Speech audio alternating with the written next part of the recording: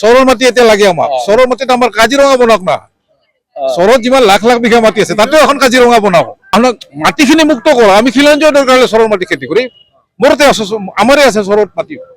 অচিনাকি ব্যক্তি মানুহে দখল কৰি খাই আছে। মোৰ ঘৰ অৰিজিনেল বাগবৰত হয়।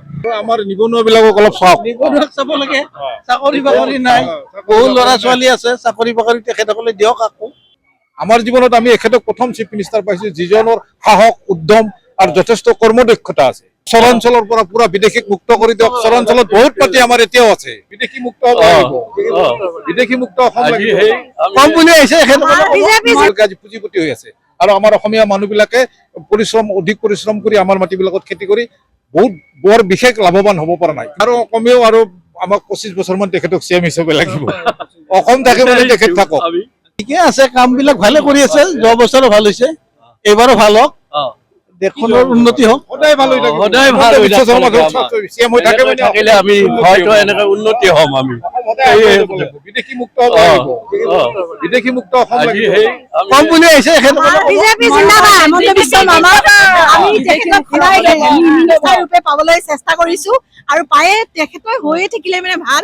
আৰু অসমৰ কাৰণে তেওঁ যথেষ্ট কৰিছে আৰু আগলৈ কৰক। আমাৰ কামনা কৰিছো। দখল মুক্ত হওক। চৰাঞ্চলৰ পৰা পুৰা বিদেশীক মুক্ত কৰি দিয়ক। চৰাঞ্চলত বহুত মাটি আমাৰ এতিয়াও আছে। হাজাৰ লাখ লাখ বিঘা মাটি এতিয়াও চৰত মানুহে বেদখল কৰি, অচিনাকি মানুহে বেদখল কৰি খাই আছে। সহজ উপায়ে তেওঁলোকে খেতি কৰি খাই আছে। যিটো সহজ পদ্ধতিত খেতি হয় সেইটো চৰাঞ্চলত হয়। আপুনি যদি চাই আপুনি শদিয়াৰ পৰা একদম ধুবুৰীলৈকে লাখ লাখ বিঘা মাটি চৰত তেওঁলোকে লভ্যভাৱে ইনকাম কৰি তেওঁলোকে আজি পুঁজিপতি হৈ আছে। আৰু আমাৰ অসমীয়া মানুহবিলাকে অধিক পৰিশ্ৰম কৰি আমাৰ মাটিবিলাকত খেতি কৰি বহুত বৰ বিশেষ লাভৱান হ'ব পৰা নাই। কিন্তু চৰৰ মানুহখিনি বহুত উন্নতি হৈছে।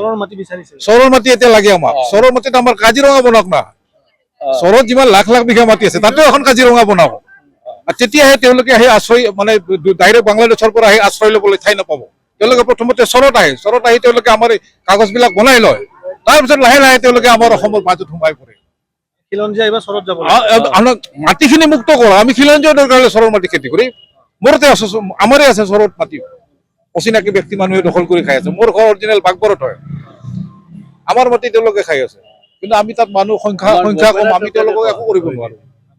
চৰকাৰে অলপ গুৰুত্ব দিয়ক। চৰকাৰৰ ভৱিষ্যত কামনা কৰিলো, ভাল হওক। আগন্তুক দিনকেইটা ভালে ভালে যাওক। তেখেতসকলে উন্নতি কৰক। আমাৰ খিলঞ্জীয়া মানুহখিনি অধিকাৰ সাব্যস্ত কৰক। আৰু আমাৰ নিবনুৱাবিলাকক অলপ চাওক। নিবনুৱাক চাব লাগে, চাকৰি বাকৰি নাই, বহু ল'ৰা ছোৱালী আছে, চাকৰি বাকৰি তেখেতসকলে দিয়ক আকৌ অহা 5 বছৰত। এইটোৱে কামনা কৰিছো। আঁচনি দি আছে, আঁচনিবিলাক পাই আছো আমি। আঁচনিবিলাক দি আছে, ভালে কৰিছে। আৰু কমেও আৰু আমাক 25 বছৰমান তেখেতক চিএম হিচাপে লাগিব।